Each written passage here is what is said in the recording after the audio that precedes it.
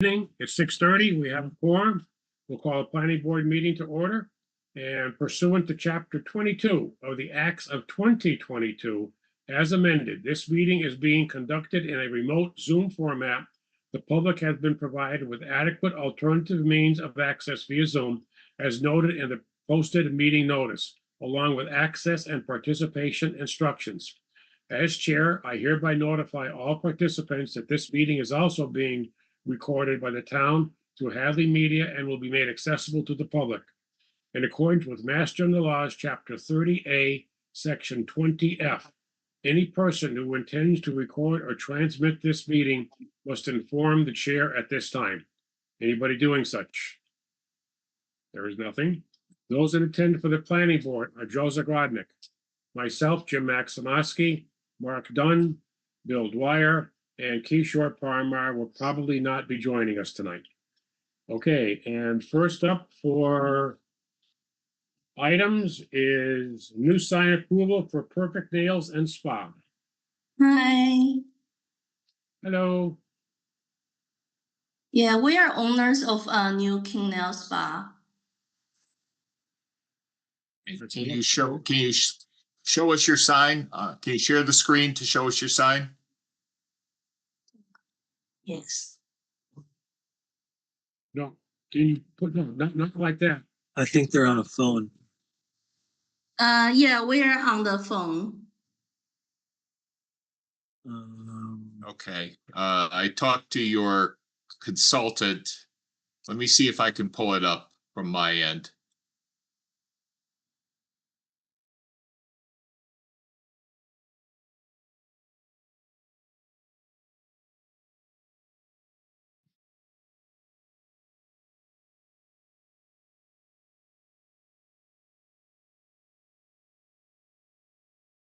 It looked like it was basically a one-for-one replacement of the massage sign, so it's externally illuminated, if I understood it. Yes. Do you have the documentation for the Perfect Nail Sign Spa? There it is. Okay. Yes, and it's the PVC letters and no light. It's going to be externally illuminated. Right, with the goosenecks above. Well, that's the question for the applicant. Okay. Is I'm sorry, can you repeat the answer, the question? How will it be illuminated? What's the limited? How is Lit up. What's your lighting? The sign have no lighting. Okay, you're going to keep on using the lamps that are there already. Yes, that's correct. We are 他们是就是说这个灯还留着。Yes, they are using the previous light and then the new sign, just no lighting. They are just the PVC letters, and it's the Benjamin Moore painting colors. Exactly the information shows in the document.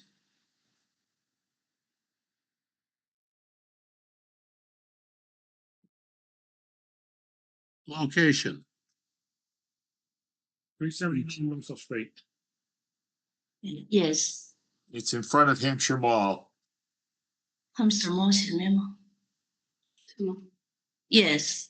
Yeah, it's kind of across from McDonald's or Wendy's or. Yeah. It's in with Skinny Pancake. Yep.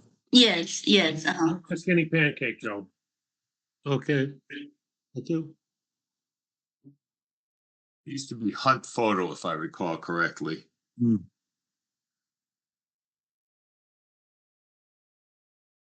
Okay. And we don't even have to do a change of use really, because it is, one spa replacing another. Right. Any other questions or comments? Hearing none. I'll make a motion to approve the sign as presented. Okay, thank you. I would second it. Okay, we have motion and a second. Any other discussions? Hearing none, roll call vote. Dunn, aye. Dwyer, aye. Maximovsky, aye. Zagradnik, aye. Motion passes 4-0 with one absent. Very good. You are all set. Okay, do we stay in the meeting? You can stay if you want, or you can leave. Yeah, Okay, thank you. It's approved, right? it is. Yes. Okay, thank you. Nice to meet you guys. Good luck. Yeah. Bye-bye. Next, Bye. the Healing Zone Therapeutic Massage at 58 Russell Street. Sign approval. Someone here for that? No, I guess not. Well, we can come back. Okay, next one is Stop and Shop sign approval, 454 Russell Street. They're not ready. They're not ready. They'll be back when they are. Okay. Approval not A&R, approval not required plan for Dupuy at 15 Shattuck Road. That's me. That's you. That's me. You don't look like a Dupuy to me. Iserer. Okay, Randy, what's up? So, Mr. Dwyer, I hope will be so kind as to put the plan on the screen. But we are at 15 Shattuck Road. In the rear yard of 15 Shattuck Road is somebody on Colony Drive. And 15 Shattuck Road the house was probably built 3 or 4 years ago on a pre-existing non-conforming lot. So they're a little tight in the backyard. The neighbors at whatever number Colony Drive are willing to sell, transfer, whatever, a small piece of land to Dupuy, which will show hopefully soon on the screen.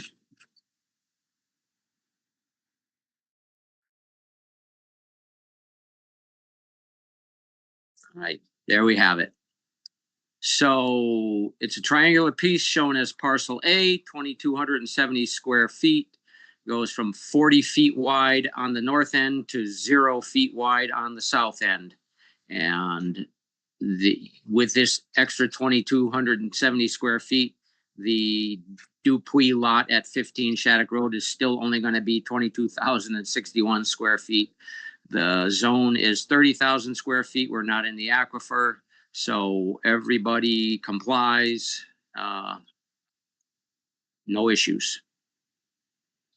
Oh, I see, okay. So the only thing that crosses my mind that I don't think I have the answer at hand is whether the Colony subdivision approval said no further subdivisions of the lots. Okay, wouldn't that indicate no more lots, Bill, rather than just dividing the lots up? Well, that would depend on how it's worded now. And I don't recall, I didn't participate in that decision. But I feel like we should take a look at that. All right, why don't we do this if you don't mind? You guys move on to unless there are any other issues, you guys move on to something else and I'll see if I can find said decision recorded in the registry and I'll get back on and we'll. Alternately, we could approve it conditioned upon answering that question. And Jim just would hold off signing it until there's an answer. All right, well, I'm good with that. That's easier in my mind. So Is that supposed to fit the Zagradnik box in it? no, it can't, Mark. The Okay. lot in question only has 125 feet of frontage. So there's no way it can meet the Okay. Zagradnik box. It was just to add some area to behind these people's house. I think they have a dog or something and Okay. needed some extra space or Okay. wanted some extra space. So the new lot actually has an existing non-conforming. Gotcha.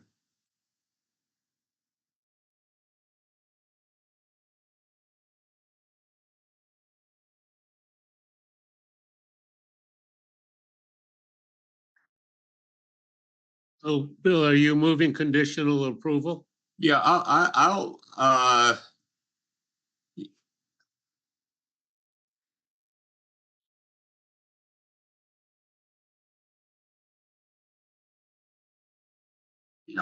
approve on condition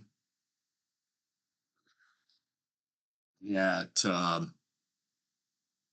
Colony Estates subdivision approval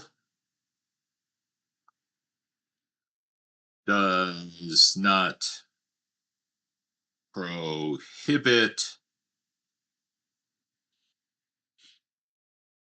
further subdivision. So it's just a matter of finding out exactly how it was worded. I just remember we have something like that, but it's been, how many years since Colony? About 5 years already. At least, yeah. So, and that's the last subdivision, the last full subdivision we've done. So, we're not as sharp on the terms of approval. So that's the condition to approve, A&R on condition the Colony Estate subdivision approval does not prohibit further subdivision. And then if it does, we can revisit this. I would second that motion. Okay, we've got a motion, second. Any other discussions? Hearing none, roll call vote. Dunn, aye. Where I, Maximowski, aye. Zagradnik, aye. Motion passes 4-0 with one absent. All right, thank you, gentlemen. I will look into that and report to the chair. Very good. Thank you, Mr. Iser.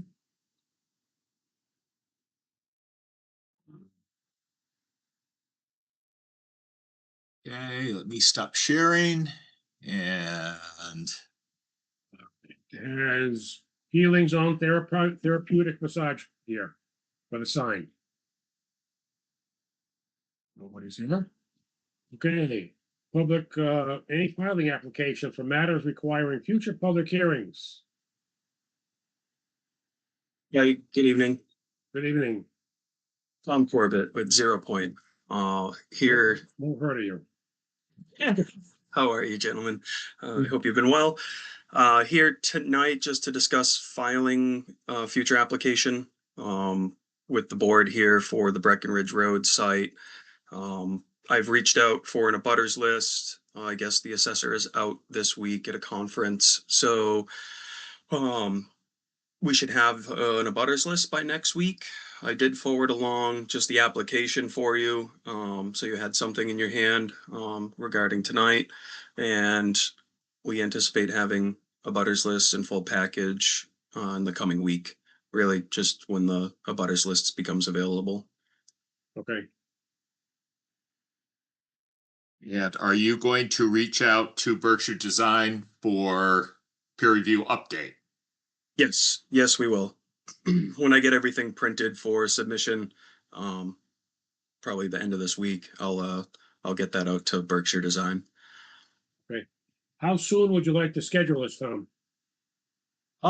When's your next hearing, I guess? Did you guys The meet first early? date we could conduct it would be July 21. Is that too soon? That feels like enough time. There's not a ton of heavy lift on a revision for Berkshire to really review, so they'll have to just freshen up with the new engineer or likely the same engineer as prior. So I think that we should give us some sufficient time. Okay. Okay, I will get your application. I'll go to getting the Gazette. And I can't really give you a fee till I find out what the cost is of the legal notice, because that's been all over the place from them. Yep. Okay, Yeah, that's and then I forget how you all work with the public notice to the Yeah. butters. Is that something? once you give us the mailing, either give them mailing labels, 2 sets, mailing labels or mailing envelopes, your choice, doesn't matter. Just put them in the planning board mailbox in the town hall. Kayla is no longer with us, so it'll be back to us just doing the work. I'll pick up the envelope, we'll put the notices out to the abutters, et cetera, the legal notice of the Gazette, you just pay the fee, and then we'll hold the public hearing, Excellent. That sounds good. okay? Thank you. Great. They'll be at 6:45 on the 21st of July. Right, Thank you.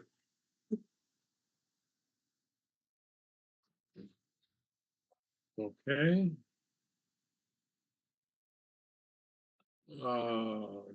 Anybody else for filing anything? Nothing, okay. Anybody here just for questions More comments? or comments? Yes. Nothing. Okay. All right, I guess, we will continue the public hearing for Sovereign Builders. Reopen the public, just continue the public hearing. And like Mr. Dwyer said at his meeting, he has filed paperwork with the town clerk about doing work with the various entities. And I myself have filed the paperwork with the town clerk that one of the entities built my house. He's also a indirect relationship cousin of mine, although distant. His father and my uncle were his uncle married my aunt, so there's no direct relation, but it is kind of an indirect. I'm just stating that for the record. And one of the abutters also was a classmate of mine that we have intermittent contact with over the years. So that's just a statement and to make as a public record. Okay, Mr. Sorrell, you're up.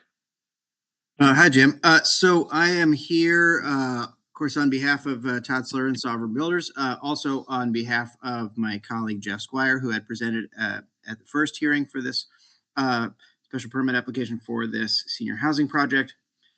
Jeff informed me that it was a fairly comprehensive discussion, but there were several items that had not been discussed, so I wanted to not repeat things he may have covered in the beginning and just hit the remaining items and then turn it back over for questions. May I share my screen here? You should be able to. Let's see here.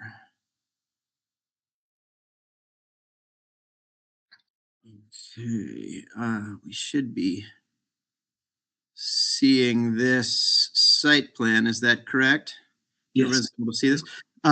This is so this first item, one of the items that was discussed was where is mail to be delivered, and we did not include a kind of community located cluster mailbox area. So this revised sheet that was sent several days ago, this layout sheet, a grading sheet, and then a detail sheet, those three sheets were sent over to the planning board several days ago to add to the application.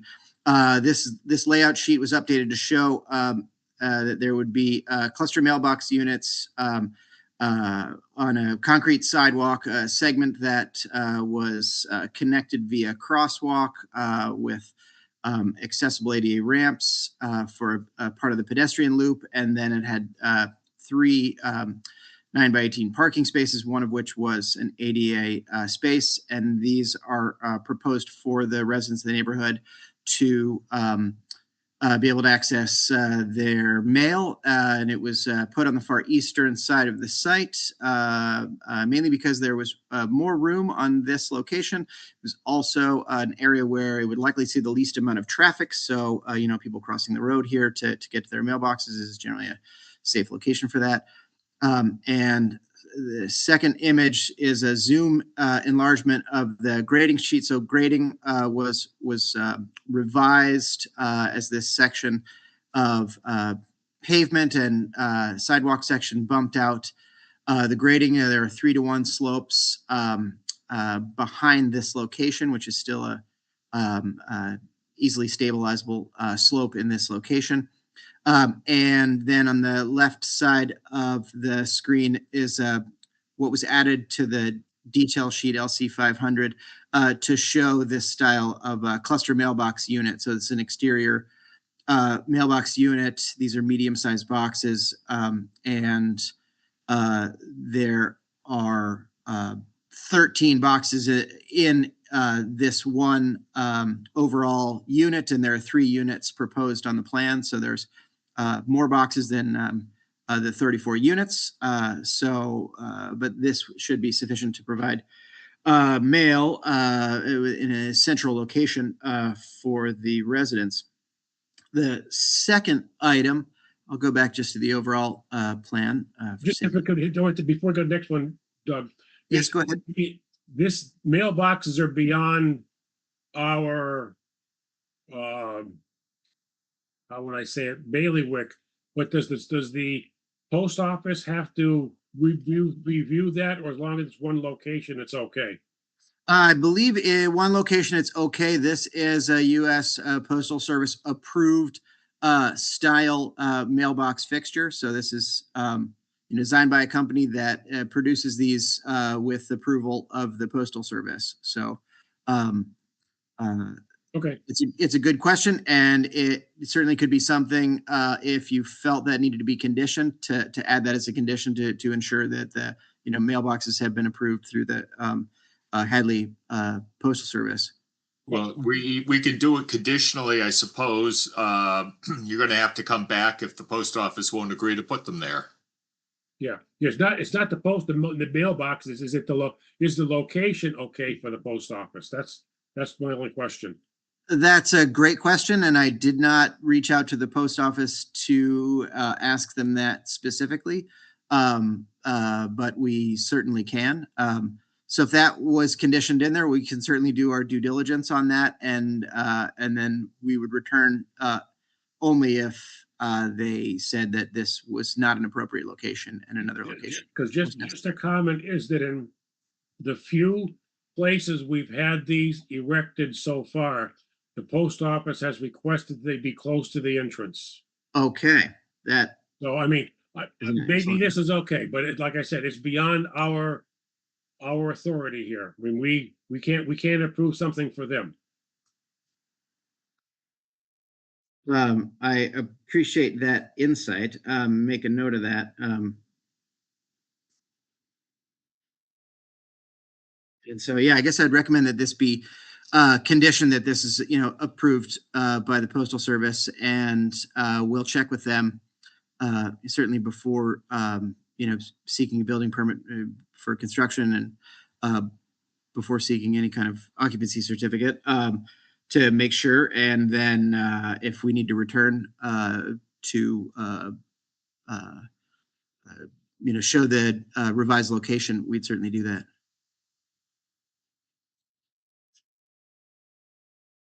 Next item. The next item, so we had reached out to the fire department on several occasions to the chief to get their input on the plans. Unfortunately, we have not heard any comment back yet from the chief.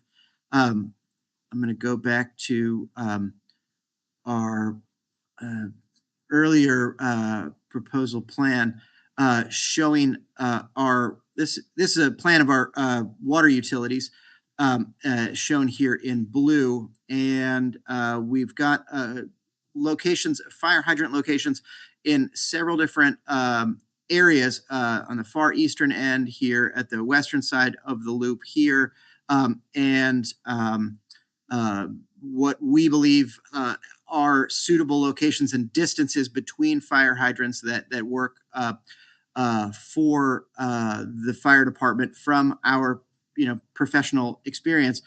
And the radii of these roads have been modeled to accommodate the largest of fire vehicles. And so we believe that the way that this is laid out and designed is functional for the fire department, but we certainly haven't heard back any comments or questions from them. They may not have any, but we don't know that. So wanted to share that and be open about that. The second item, or the third item, it was my understanding that Jeff Squire had discussed this sidewalk, post sidewalk connection between this senior housing development and the Hadley Senior Center, and it was suggested that this would be an item that we would need to present to the select board to get their approval for that connection, and so wanted to just convey or confirm that that would make sense as adding that as a condition to the decision for this project, that this would be possible pending approval from the select board. And the other piece was that we had peer review done by Ty and Bond, and there were several. They had submitted their initial comments back in early May, back in late April, and then we responded in early May. They further responded kind of mid-May. We responded in the beginning of June, and then recently we had heard from Tara Walsh, who had conducted the peer review, that they had no further comments, and they were okay with the project as proposed. We had forwarded that email thread to you and just wanted to confirm if you needed an official letter for your records for their approval of the plan. That would probably be good, yes. Okay. If that is something that could be conditioned, that certainly would be helpful to move the project towards closure this evening. If that's possible, we'd be happy to request that from them and send that over as soon as we receive it.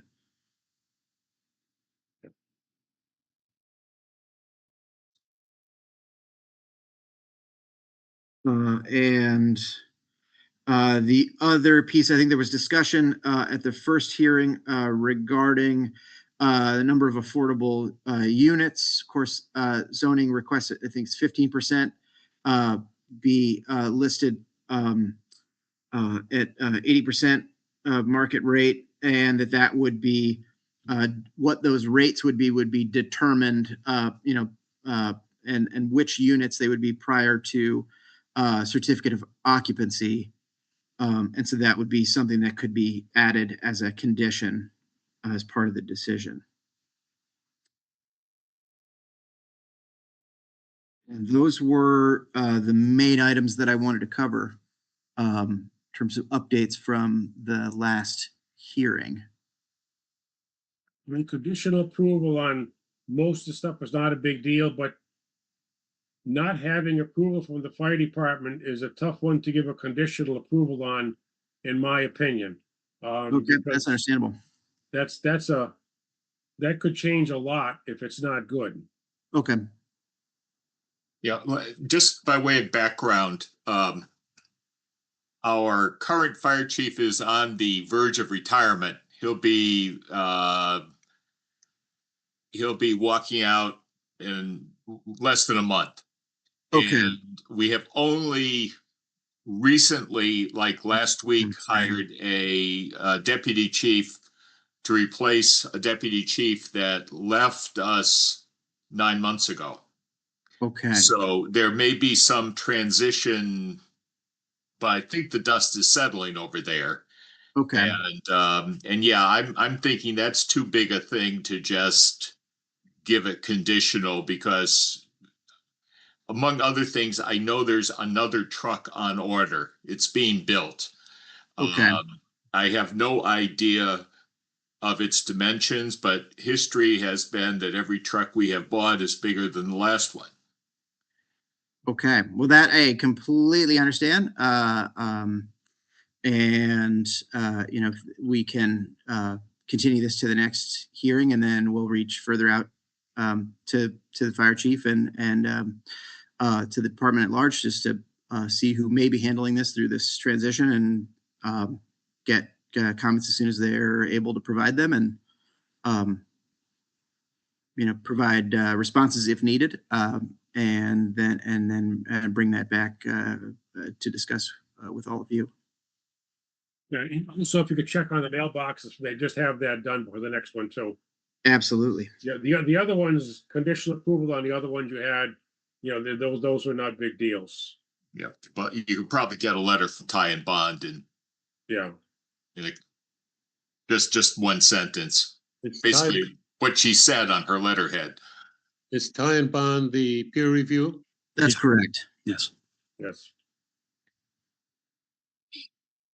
I'll just say, Doug, that my consultant, PVPC, had trouble getting a response in email from the chief last year. So it might be something that you call and schedule a time to meet with. I mean, I don't know. I'm just saying it's possible email is not the best if that's how you were trying to reach. That was. I appreciate the insight, Mark. Yeah, that we'll give a call and see if we can schedule an appointment for a face-to-face time or what works best for them. But yeah, we'll certainly pursue other means of communication to see if that is helpful. It would be Sounds like they're quite busy. it would be fortuitous for you to get his sign off before he's gone, or then you have to start fresh with a whole new. Yeah. That's good insight. I appreciate that. Yeah. We'll give him a phone call tomorrow. So is it my understanding that the insurmountable hurdle that was the affordable housing is no longer an insurmountable hurdle and you're willing to comply with the 15%? That's a great question. I don't know where Todd stands on that. It was my understanding as Jeff was translating, discussions from the first hearing that it was my understanding that there wasn't room to budge from the planning board's end of that regulation. So that was my take on that. If there still is room for negotiation or evaluation, we would certainly appreciate that. And if it was conditioned as such in some fashion, certainly that's appreciated. I know that that's a real challenge for Todd, but I don't know any of the financials or the details about that. So, but I can appreciate that concern on his end because just from all the projects we work on, building materials are quite expensive. So that we're certainly aware of. Yeah, I did the math, and 15%, if we don't remember from previous discussions, of 34 units is 5.1, so 5 units. Yeah. And the comment was correct. This is a requirement of the bylaw. It is not discretionary with us to step back from that. Right. We're welcome, always happy to have a larger conversation. In fact, we are having a larger conversation about whether that is too large a requirement. That's been raised by certainly by Randy Iser. But the solution is, and in this case, I don't think a variance really lies because there's nothing unique about this project. So it really is a question of whether this is something that would come back to town meeting to change the percentage. Okay. Somewhat of a immovable force. Understandable at this time. And so, as far as I understood, from what Jeff was sharing recently, that it's something, Todd would be willing to live with if there is no negotiation ability to negotiate with that, then that, he didn't want that to be the one thing to make acquiring a decision insurmountable. So. Great. Yeah. Anything else? When would you like to continue this to? Well, when is your next hearing? You could be on July 7th or July 21st. I think we should say July 7th. I think we should, I'm optimistic that we'll get all this information by then. Okay. Okay, you will be sharing that agenda with Pioneer Valley Planning Commission, but I don't think that will be a long discussion with them. Okay, that's fine. Yeah, we've got 40-hour discussion on that meeting. That will be a long discussion, but I don't think you're gonna take up much time if you have these things covered. Okay, good. Yeah, I would hope not, but I like remaining optimistic. And if you don't have it, we can always continue it to the 21st too. Okay, perfect. Okay. Well, great. Thank you all. Okay, next we got, I don't think Seven Brew is available, but are they? The last official communication as of Friday afternoon from Kayla was that they are scheduled to come back to the Conservation Commission next month, the second Tuesday, and maybe their plans will be their plans for stormwater mitigation or flood mitigation will be approved at that meeting. Okay. So I guess we're probably going to 21st of July sound good? yeah, I think so. Okay.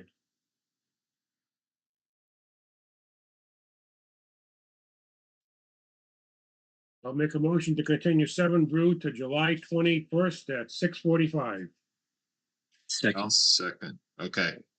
Motion second. Any other questions? If not, roll call vote. Dunn, aye. Dwyer, aye. Maximowski, aye. Roddick, aye. Motion passes 4-0 with one absent. Very good.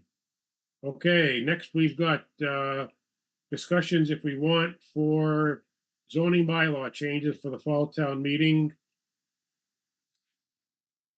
Do we have, I mean, the town administrator has suggested we look at considering prohibiting or somehow regulating potential data centers. Everybody's heard about data centers, and I don't think we have any parcels big enough for a data center that we've been reading about, but that isn't to say that somebody couldn't come along with a smaller version. So that's something that we may want to think about. Or go vertical, right? So I mean, we probably don't need to do a whole lot tonight. We can think about if we want to think it's a good idea, and we can ask PVC to investigate that when we talk about them at our July meeting. Now, the data center that was scheduled to go east of the McKesson building, whatever happened to that? I believe it was built, but that was strictly for Bank of America. But it was substantial, and I thought it was bigger than one. It was strictly a Bank of America data center. Okay, It was a backup. Well, yeah, it was a data center for Bank of America, and I am relatively sure that they did something. I don't know if it's still there because there is some outdoor equipment outside of the building, but Bank of America has moved out of there. Yeah, they were going to put it inside the existing building. Right. But they put a generator outside. Right. I think it was State Street Bank, not Bank of America. State It's Bank. hard to tell. But I'm pretty sure that they are no longer in that building. Where's the McKesson? The one back at McDonald's. Okay.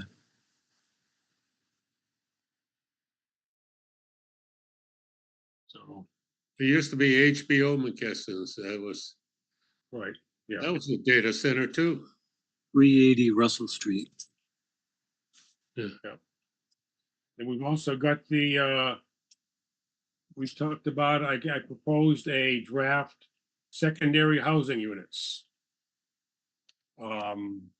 The Iser Amendment. Yeah, well, he was the one that we suggested it. And I drew something up, and Mr. Dwyer made a good point that we had it owner occupied. And I have since, just by talking to some people, found out that there are a number of houses in town that are not so-called owned by the people living in them. In some cases, they're owned by a trust. In some cases, the house is owned by their children to avoid down the road estate changes, but the parents still live in the house. So how do we address that? I have no clue. Well, wouldn't that just be paying some lawyer like Mr. Dwyer to write a couple sentences that says, including, family trusts, blah, blah, blah, blood relation. You know, something where one of the occupants has a beneficial Yeah. interest of some sort. The other part that bothered me a little bit, and I'm trying to remember if this was something that Nate mentioned, that if we do allow for a jumbo size ADU, we still have to allow a basic size ADU. That is correct. So now we have 3 units on a lot. Yeah. I mean, a lot of that will be determined. If it's on sewer, then it's out of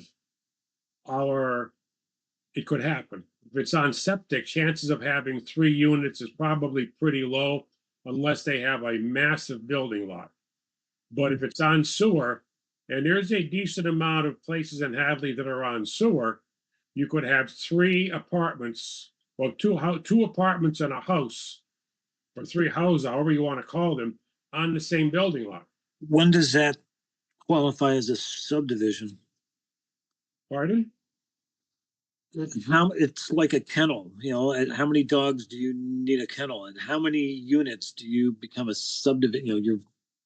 Until you put a road in. Yeah. Yeah, that'd be a subdivision of property. This would allow 3 houses per lot. And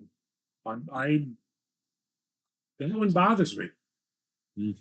That concerns me. Maybe it's a better way to say it. That concerns me. And Both Mark and Jim are thinking along the same lines. Subdivision would be appropriate. There's a water line for each house, or some kind of septic system or disposal through a sewer, et cetera, et cetera. Fire truck availability, blah, we can go on and on. But it's all one, it's like a farm, where you have different barns, but they're inhabited. Jimmy, what's your concern about that? I mean, I get it, but I'm just you're curious to know what the concern is. Density. Too much. You're losing control of my opinion, you could lose control of the rural feeling of Hadley. You could have dense development. Yeah, I hear what you're saying, and I just think about how many places it could happen. My lot certainly could handle 3, but I'm not, in no way am I going to do that, but I have a big enough lot and I am on sewer. So it could happen here. Certainly I don't intend it to, but as I'm sitting on my porch right now, looking around at my neighbors, thinking there's not enough space on most of these lots to do it. You could put 1, but it would still be tight there. 2 is going to be nigh on impossible to, after you comply with all the setbacks and such. So, well, you could do it on Route 47 from one end of Middle Street, from the sewer plant all the way to the North Hadley Fire Station, then going down Stockbridge Road all the way to the Amherstown line. And you could do it in a bunch of places up in Rocky Hill area, wherever there's sewer. And you, Jim or Bill, can you remind me, does the ADU law does it have a get out of jail pass on the green space that we require? The minimum, I mean, you can't just cover your lot. You still have to have, what is it, 20% or something? Yeah, you gotta meet lot coverage and stuff like that. Okay, And certainly some of the, like where where Doc Joe lives, those lots would probably not support 3 units of this size. But you get off of anybody that's in the anybody that's on SOAR that complies with the land size for an aquifer, 40,000 or even 30,000 square feet, there's a good chance, unless the house is massive, that they could put the 3 buildings on it. Yeah, and to your point, Randy, it doesn't have to be 3 buildings. It could be, you put one ADU in your existing house and then you put your jumbo ADU in the backyard. Yeah. Yeah. Is there any way that lot coverages could change in town to try to figure out a way to make this work? Those are all possibilities. Yeah. Well, one of the historical perspective for that area, Randy, is that when Farrick Builders were going to build a subdivision in that area, that was when we finally got a peer review in because there was concern about drainage off the side hill and where was it going to go? And eventually, if you put more houses, more roofs, more driveways, there's going to be a legitimate drainage concern like there was 40 years ago. So, Yeah, and I understand that, and we're talking about site plan approval for this extended jumbo ADU, if you will. So it's not like it's going to be the Wild West and you can just build whatever you want. I'm just trying to think. You know, it'd be interesting to see, and maybe we can talk with PVPC about this too. I mean, I don't have any problem with the jumbo ADU, 900 feet, 2,500 square feet. They're both arbitrary numbers. They're both small. And if the lots support it, that's fine. It's what the killer for me is whether it opens it up so we still if we are open and welcoming to a jumbo, we still have to accept a standard. Yeah. Yeah, I get that, and I'm very disappointed that that's the state law. I wish it was one or the other, not both. So I've heard it expressed that way several times, but I don't know if there's anywhere that it actually says that. so yeah, so does the ADU law say that if you put one ADU on, that doesn't prevent you from adding another ADU?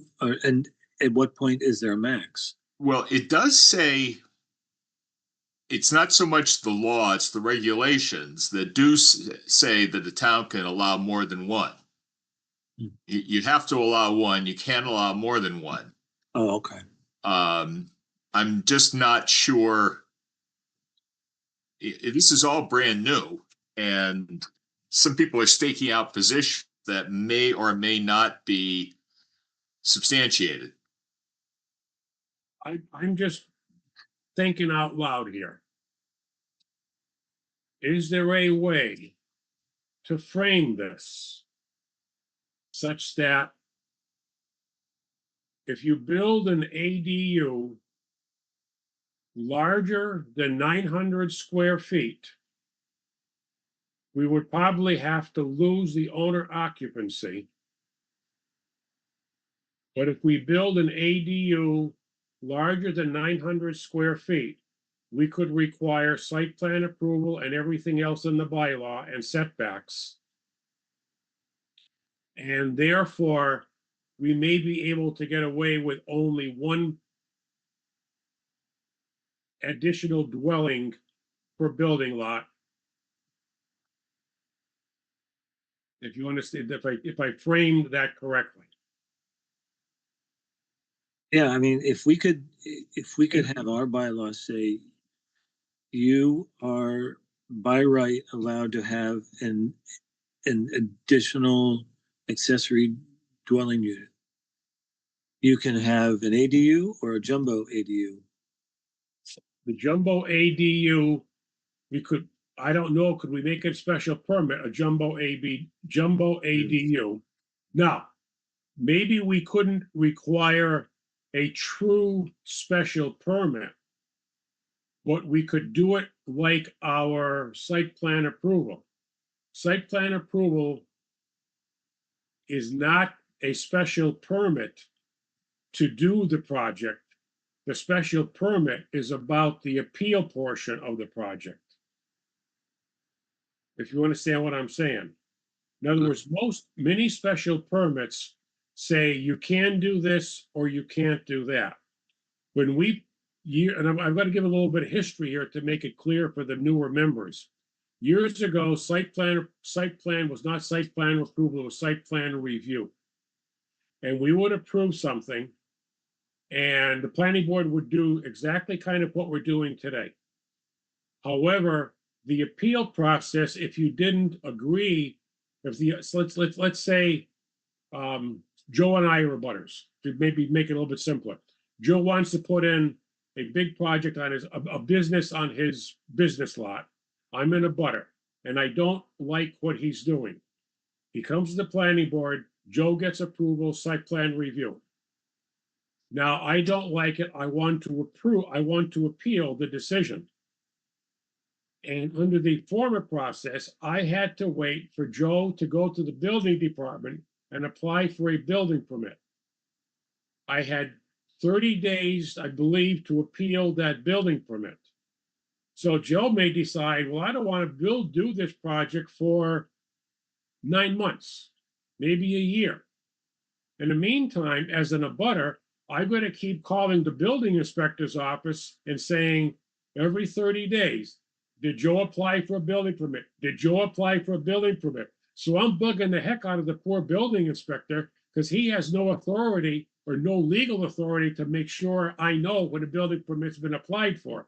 So I keep bugging the building inspector for the appeal, for the application. Finally, 10 months down the road, Joe applies for the building permit. I appeal the building permit. Now that freezes everything. In the meantime, Joe's invested all kinds of money in contractors and so on and so forth to go forward. He's suddenly going to stop because I've appealed the building permit application. And you appeal the building permit to the ZBA. I'm sure the building permit, the issuance of the building permit. It was a disaster for everybody involved.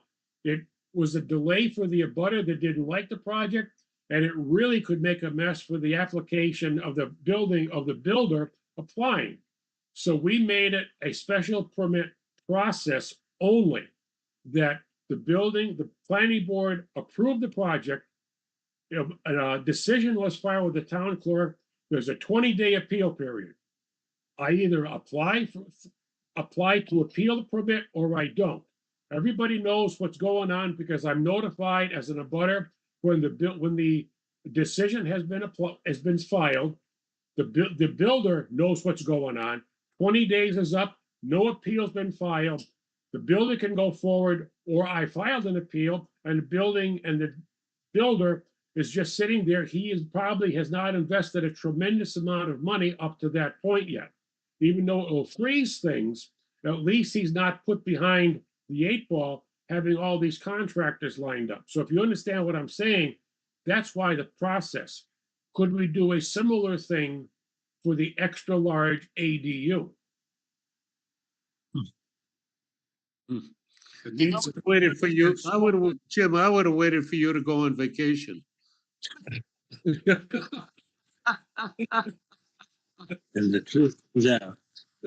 But in any case, 900 square feet and below, it's by right. But if you want to put a jumbo size ADU in, it's still pretty much by right, but at least it's a special permit process with site plan review, site plan approval for the bigger piece. Now, by way of history, was that the one that was supposed to be escorted out of the town meeting? No, that was long before that. Okay, yeah, right. Yeah. no, Yeah. Yeah. But that would be a question for town council. That's okay. Yeah. Building inspector wants to say something. Yes. Yeah, just a little background. So Amherst has been dealing with they have their local zoning bylaw for ADUs, and then they have what's known for the state permit or ADU is protected. And we need to differentiate between the two because the protected has a lot more by right attached to it. So there's not a lot you can do about it. But what can happen, as Jim is alluding to, you could apply for your special permit ADU through the town and however many square feet you want to do. But that does not keep you from applying for the protected ADU because that is a by right allowance as long as a single family is allowed to be located in that location. And now we've come to the understanding that you could have, say, a 3-unit building and still have an ADU. So the number of units doesn't even protect you. It's the fact that a single family could be built there. The protected can also be built there. No matter what. No matter what, as long as it's zoned for single families. You couldn't do it in an industrial or commercial zone, but And that's the only place you could put it because that probably has sewer. well, once again, we have to look at you mentioned you have to look at the septic systems. Working up in Pelham, they have required site plan approval for an ADU that's not close to the primary house, but there's really not a lot they can do about it in terms of where it's sited other than just to look at it and say, okay, in that case, in one case I just had, they put in 2 septic systems, 2 separate systems. The lot was big enough. So the potential is there depending on how people proceed.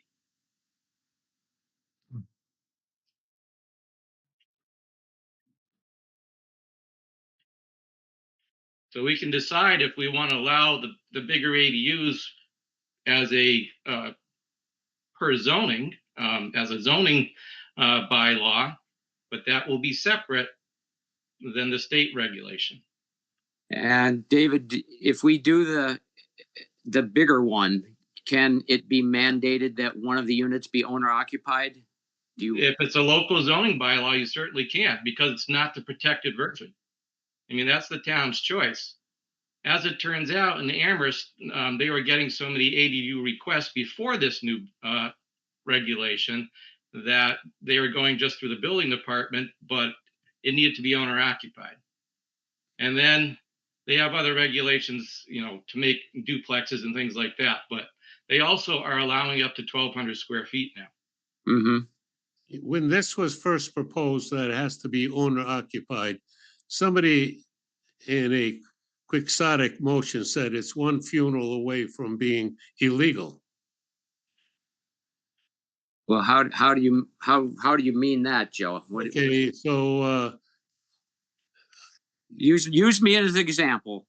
all of a sudden your wife passes away and then you're living there and you pass away. Yeah. And your kids have rented out the house. The bylaw, as Jimmy wrote it, and other ones in town say that if you're gonna get a new owner, you have to file paperwork within 30 days, I believe it is, with the building inspector that says you're going to live there. And if you don't do that, you lose it. Well, there are a couple of these that I know of that are not enforced. Yeah, that is a consistent thread of where the zoning enforcement officer wants to devote their efforts. Okay, you're right, Bill. Well, that's just it. You rely on people being honest and actually paying attention to their deed restrictions or whatever that, who's doing that follow-up as well in terms of the realtors and whatnot. Just so people are aware when they purchase these properties. Without Kayla, we would need AI to be searching obituaries and comparing it to ADU approvals. Not far from the truth, though. Yeah. Well, I mean, I understand your concerns, but it just, because somebody might not play by the rules doesn't mean that everybody won't play by the rules. And I can't, well, I guess, somebody could buy my house and put 20 kids in here if they wanted to, I guess. But that's not the intent, I have kids they'll be here forever as long as they can afford it. And I think about the state of affairs financially in this town and every other town around us, and how are my kids going to afford to pay the taxes on this house when I'm gone? And then I realized they'll have an ADU that they can rent, and then that will get them money that they can pay their taxes and continue to live here.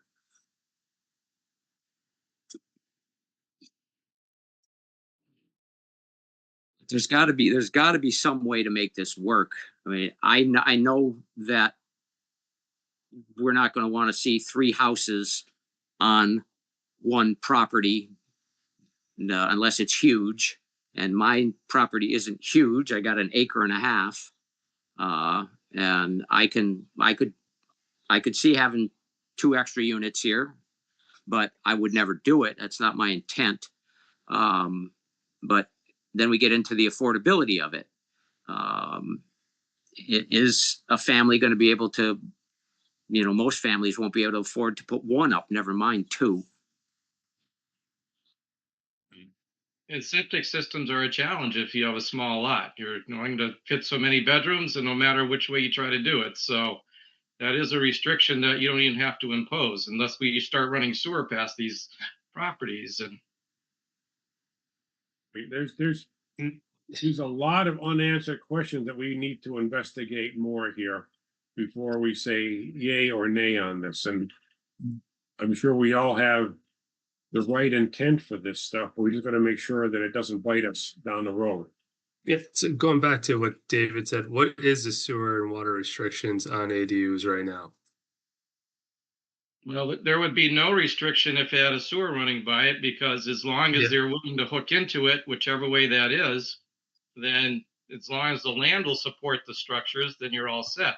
But with septic, it's based on the number of bedrooms. So if your septic system is only big enough for 4 and you already have a 4-bedroom house, then you're not likely to be able to do the next one.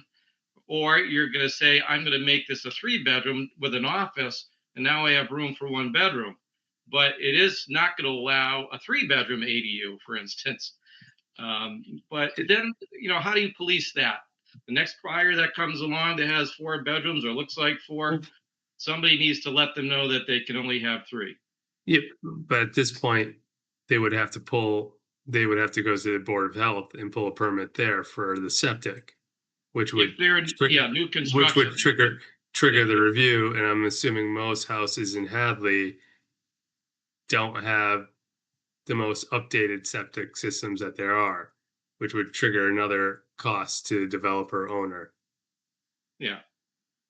I don't want to knock on doors at 2 a.m. to see From how a many historical bedrooms are perspective, being used. Mark, from a historical perspective, if there's any way you would guarantee something to be defeated at a town meeting, is to say, well, Amherst approved it this way, so this is why we should do it, and guarantee it would fail. So I don't know if that still lingers, but I'm sure Route 9 came about. some situations it does. It may be true, Joe, but this has already been figured out for a few years now, and it's getting used. So, I mean, use it or not, but rather than redevelop the wheel, look at how it's written. David, how many permits, whatever, have you gotten where there's more than 1 ADU on a property? There's been none so far, but there's been a number of ADUs since this new regulation came into being. Yeah. Well, I'd say there's probably more ADUs than there are single families right now. yeah. Well, that saves them $150,000, $200,000 building lot cost. So That's it's a good huge. point, Randy. Ultimately, the cost is substantial. Yes, it is. Yeah. No, they're not cheap. I'm hearing about, 200,000, if not more. Yeah, It's it's not not even a that bad. 5-year payback. Yeah, I mean, if somebody were to put a jumbo and a regular ADU on their property, they're looking at probably 700 to $100,000 to $1 million to build those two buildings. Unless they bring some trailers in. Well, I don't think we're talking about trailers, Joe. I know. At least not in our part of the town, maybe up your way. Well, so what do we think we need to do here to try to get some answers so we can keep moving forward with this if we can? Yeah, I think we just have to keep looking for solutions from other towns. If anyone else, and I'm sure that we're not the first ones to be Yeah. wrestling with this. So, Yeah, I know Sunderland's doing it. Amherst has done it. I don't know anybody else. Montague has. I know you gathered a number of samples for us, and then Yeah. Jim said, I'm going to take care of it. And really look at the samples in a detail to see whether they address that nuance about can a jumbo ADU, can we require an either or choice, Yeah, protected or jumbo? yeah. Right. Well, and I think, I mean, it's going to be hard to figure this out, but I think building coverage might help. I mean, I know Amherst's building coverage is way less than Hadley's is. I mean, Hadley's is you got 20% open space, so you can have 80% lot coverage. And Amherst is, they might have 30% building coverage and a 40% lot coverage or something along those lines. So we can think about that. And I'll see what I can find out with other. A possible solution. Again, I'm just gonna throw this out for thinking about, not for decision or anything, is that maybe we go to 1,000 square foot ADU by right. And that way you're only gonna have one accessory house on a lot. And I don't think so, Jimmy. you don't think what? I don't think that'll work. 1,000 square foot ADU? No. Not that it won't work. It's that I don't think we can limit, and David, correct me, if you go above the 900 square feet, the 900 square foot one is still allowed by the state. No, I'm saying 1,000 square foot by right. You're still gonna have a demand for the 1,200. We're going to increase the 900 square foot footprint in our ADU bylaw to 1,000 square foot. Okay, I hear what you're saying, and I'm not sure if Is this that's any the- different. Yeah, is this the protected version or the local version? The protected version. Increase the protected version to 1,000 square foot and don't put in a second house. So you're only going to have 2 houses per lot, no matter how two residences per lot, no matter how you cut it. And if they can't live with 1,000 square foot, then you're not going to build it. Yeah, we'll have to look to see how much we can modify the state regulation. And it would have to be non-owner occupied because that's Right, that's correct. guaranteed. That's Okay. correct. I don't think that's gonna solve the demand for people like the Isers that say, I really want to do 1,200 and I want to stay in town, I mean, there's trade-offs here. Yeah. Okay. Again, I'm just throwing that out for thinking about and for discussion. I don't know. That's not by no means is it going to make everybody happy. Yeah.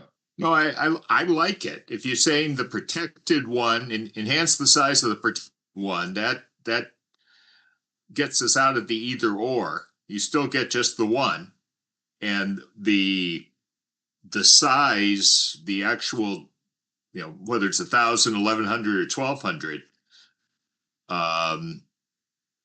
some of them are going to be constrained by, for instance, that person who wanted to put a ADU into a garage at the house they're renovating on River Drive.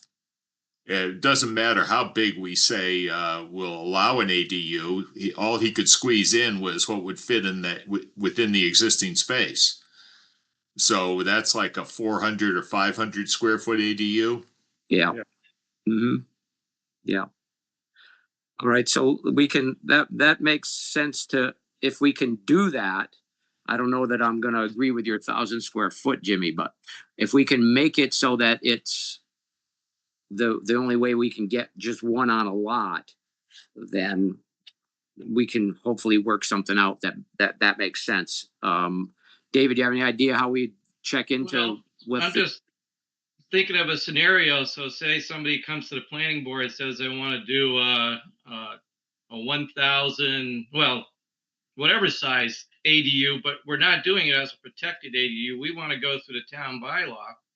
And then 5 years down the road, they say, as long as the law still exists, they want to do the protected ADU. So what do you do with the one they started earlier or completed earlier? May have to repeal the town bylaw. Yeah, or I mean, how would, if we've only got one ADU on the bylaw, which is this enhanced protected one, I don't see how they could come in and say, I don't want to do that. I want to do something else. Well, so you're saying that what we're doing right now is the protected ADU. Correct. Well, Yeah. if we can enhance it. Yeah, if we well can then- enhance it, yes. Yep. You're just making them, you're allowing it to be bigger than the 900. Yeah. Okay. Yeah, well, then I think it is one. Okay. If that's the only thing on the bylaw. I'm not proposing anything. I'm just saying, I'm putting an idea out there for discussion. Yep. Yeah. And I don't know that that's necessary. As we said earlier, to do two, what did you say, Randy, is like 700 to 1 million. I mean, this may be a fear that's not founded in reality. Yeah. Well, and I agree with that. I think a lot of what why we make decisions is out of fear. And the What's reality is, Yeah. What's the building cost per square feet right now? they're saying 400 to 500. Who's they? Who's this they? People, builders that I've talked to, not people who build hotels. But anyhow, whatever, even if it's $300, Yeah. if you build a 900 and a 1,200, you're at 2,100. So you're still over $600,000 Per unit, yeah. So it's not cheap. And yeah, I don't see that the demand for one. I mean, how many have we done so far of the protected ones? 3 or 4? Yeah. And you'd think that this would be the time when people were going to jump all over it because it's new and oh boy, I can do this. So the demand for 2 units, additional units on a lot, I think is going to be very minimal, but that's just my opinion. Yeah, there's a lot of economics here that you're right. I mean, I'm sure when the protected ADU bylaw, state law was proposed, everybody thought they're going to be overrun with ADUs until the reality of cost of a unit came across. And certainly the economy of scale doesn't apply exactly here because, there's not a lot of difference in a 900 square foot house to a 2,000 square foot house. I mean, there's probably a slightly lower cost for the 2,000 square foot house versus the 900. but you're still talking a whole lot of money per square foot. Mm-hmm, yeah. But we're also, I think I'm hearing, we're talking about the original house and two outbuildings. It's very possible if they're on sewer, it could be like a triplex where they're attached. It's like a cluster home, which would make it more affordable.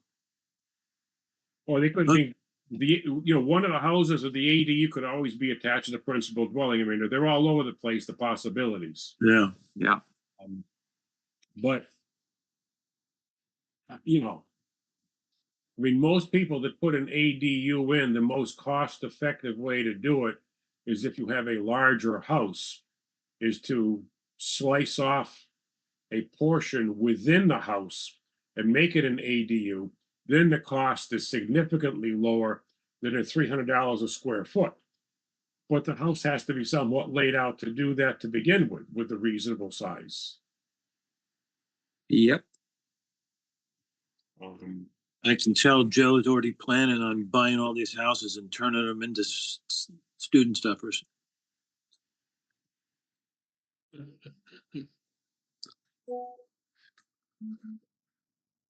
Joe's gonna convert the old tobacco shop into a student stuffer. Boy, I could stuff a lot of students in a tobacco barn.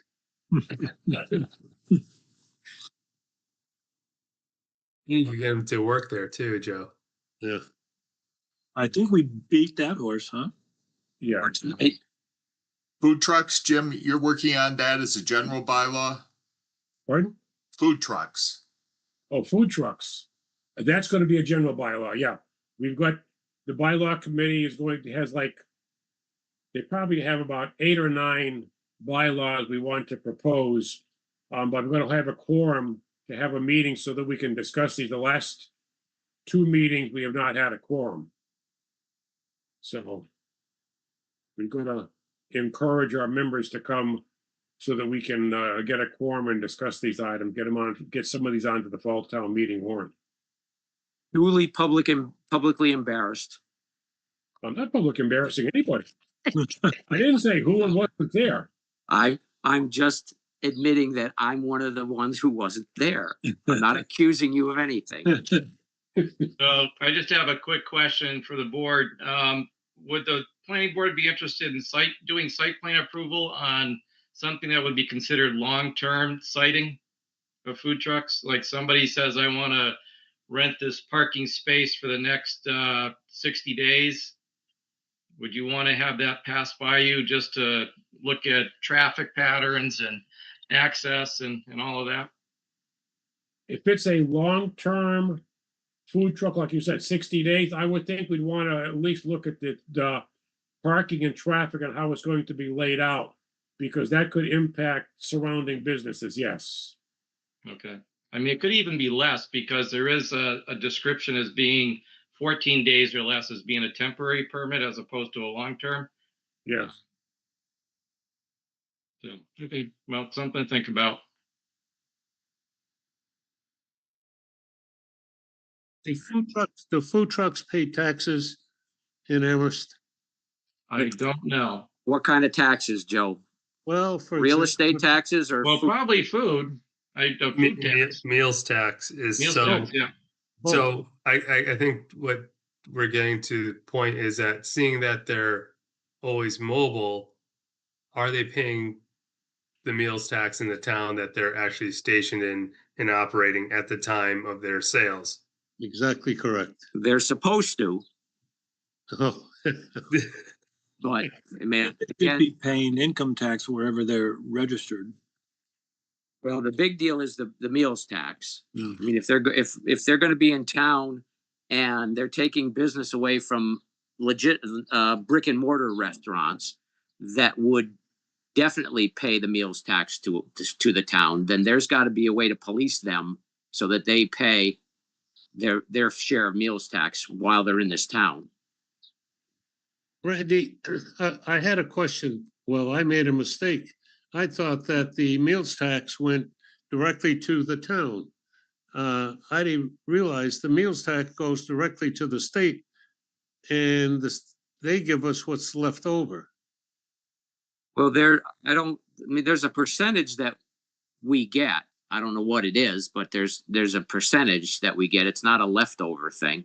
Well, I think it's based on, I think it goes to the state and the state divvies it up by that report. It doesn't go directly into the town's coffers. Same thing with occupancy tax with the hotels. Right. We pay the state, yeah. So the state collects if it's a 6% and it's 5% to the state and 1% to the town, the 6% goes to Boston. And then every 3 months they send us the 1%. Okay. Was interesting. I mean, that system evidently worked because we have been getting a sizable amount of money from the state on different meals taxes and resident and room taxes.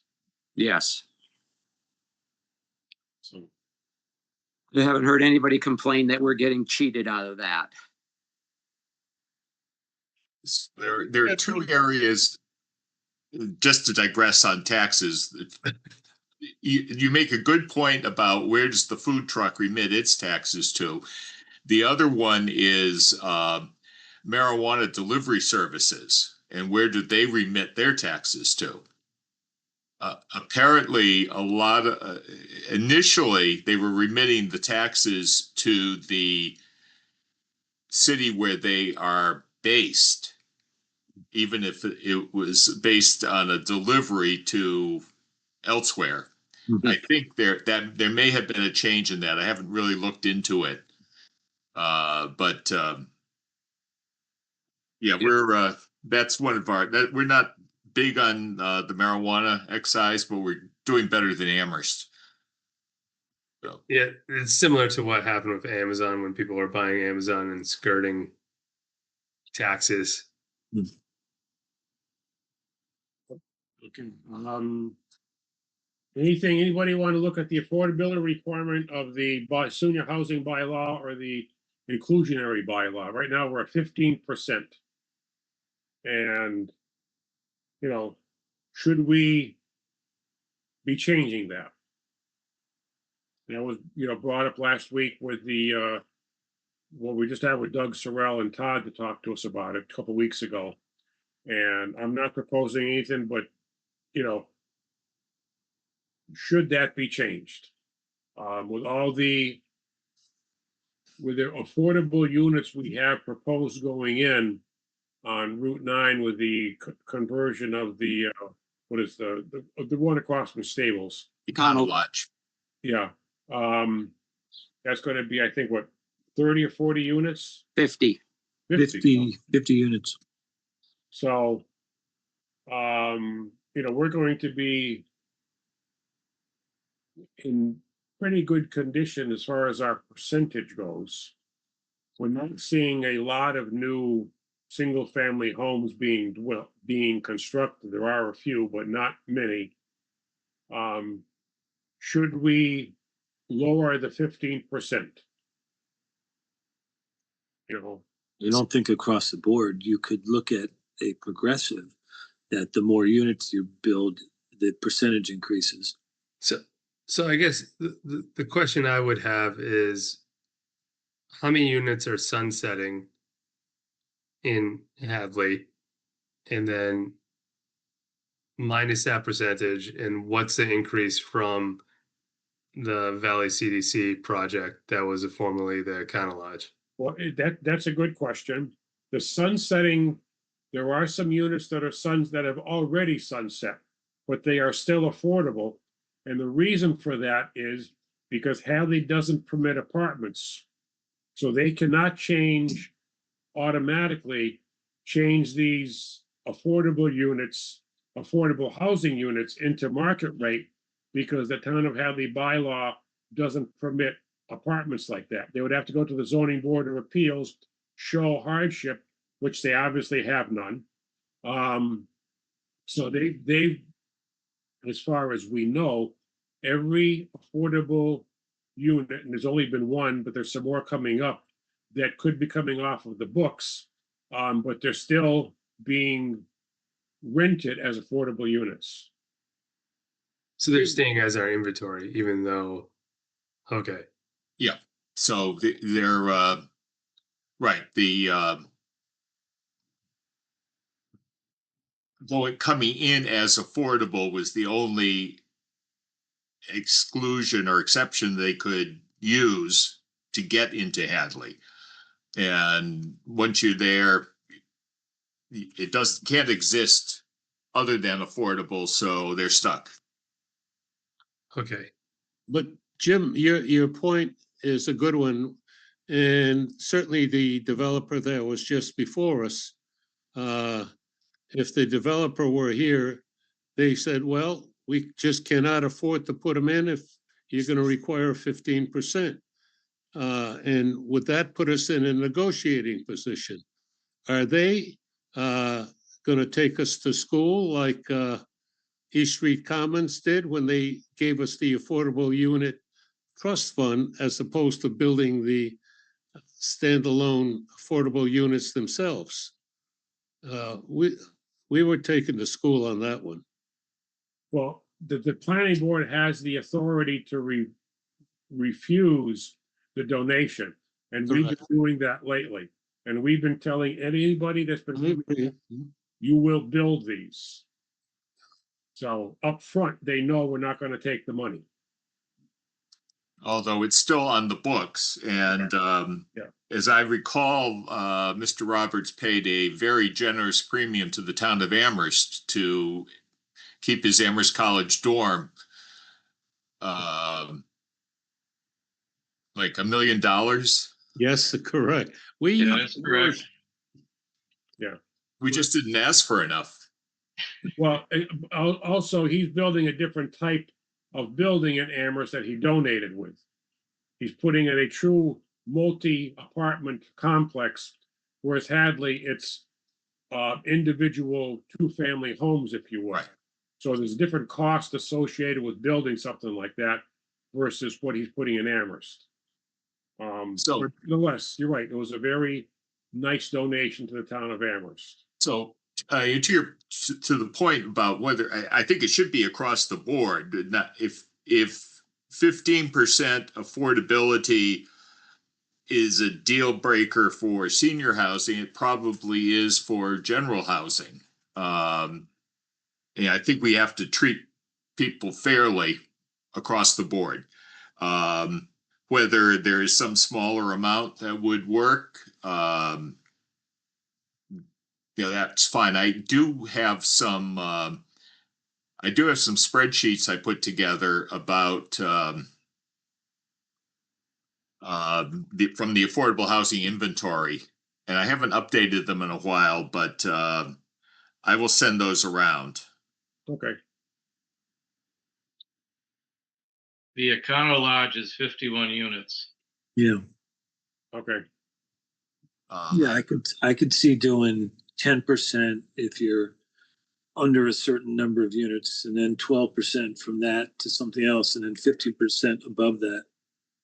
Because there are economies of scale. I mean, it's not just the same cost per unit if you build one or you build 100. You know? And this might be a conversation we'll get into with 40R as well, because if you're building different, Yeah.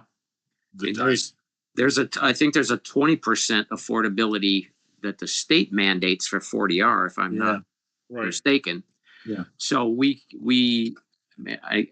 if that passes, again, I don't see the floodgates are going to be broken down by people coming in to build stuff, but we could get it there. I've been thinking about this Todd Solura project, and if you make him build the 5 affordable units that have to sell for $170,000, I don't know what they're going to be assessed at, but if they're like the rest of everything else that's going up in the affordable communities, typically those are $600,000 to $800,000 units, and so you're going to knock 2/3, 3/4 of the value down, which is going to impact the accessibility and therefore the tax generation.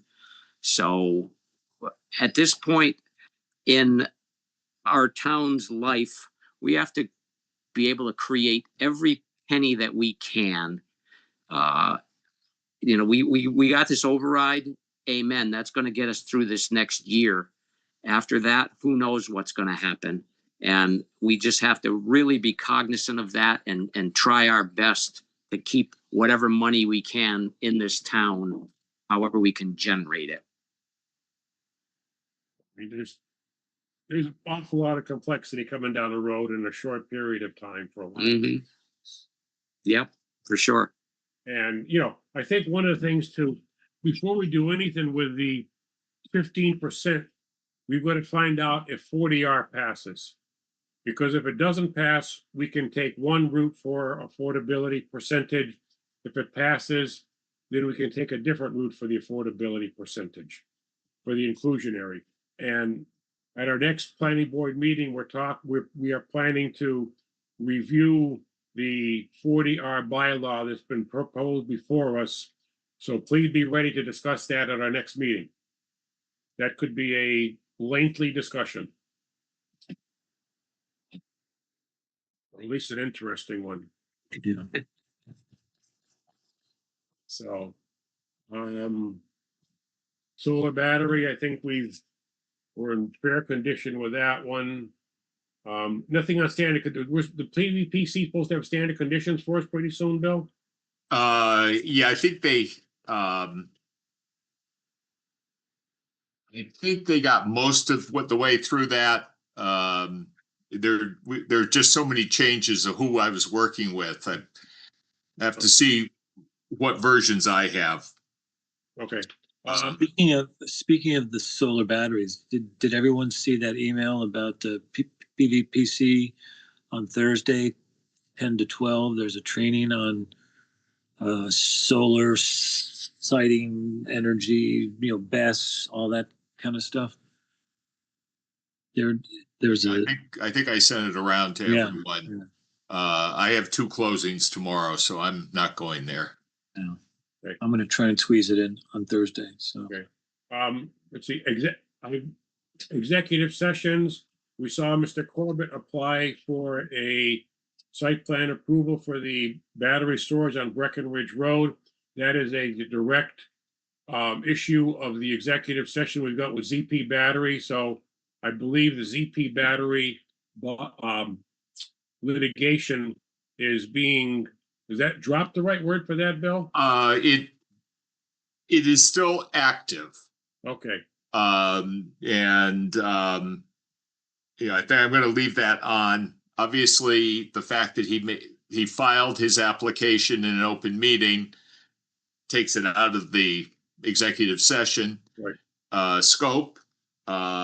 We still may have things we want to talk about in executive session as we gear up to take a look at his revised proposal. So I'm going to leave that on. Okay. We do have a bill from PVPC. Oh, yes. We have an invoice from PVPC for $1,430.00. Motion to pay. Make a motion to pay PVPC 1430. Second. Motion second. Any discussions? Hearing none. Roll call vote. Done. Aye. Dwyer, aye. Maximowski, aye. RMRI. Roddick, aye. Motion passes unanimously. Thank you very much. And just for everybody's information, Bill and I have a meeting with the TED administrator on Monday to discuss possible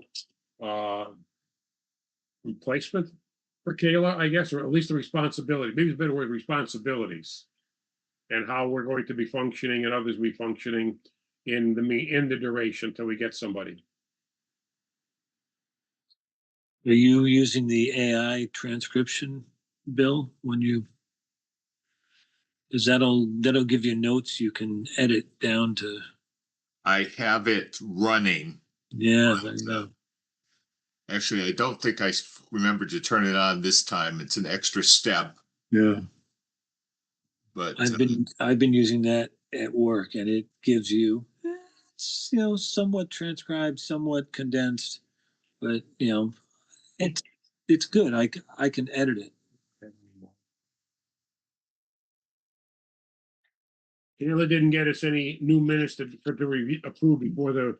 no, she was working on them, she said, but I haven't seen them. Okay.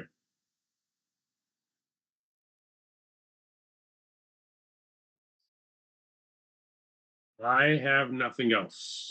Before you adjourn, I'd like to, if I may, I don't know, I'll let you guys decide whether you've had enough of your stuff, but I just want to say one more thing. If I may, Yes, and I've been thinking about the A&R plan that I brought you. And I haven't had a chance to look up the decision, but my guess is it's going to say no further subdivision, which then we have to decide, what does that mean? Typically, it means to me, and I think to you guys as well, that I cannot create any more lots on this approved road. I don't believe it means I can't gerrymander my lot lines as long as I'm still in compliance with zoning. So I just don't want to get caught up in that. If I come back to Jim and say, I found the decision, it says no further subdivision, but I don't think that precludes from what I'm asking you guys to endorse. And I just want to throw that out there. I would agree. Mr. Dwyer. I'd very much like to read what it says. Okay. Okay.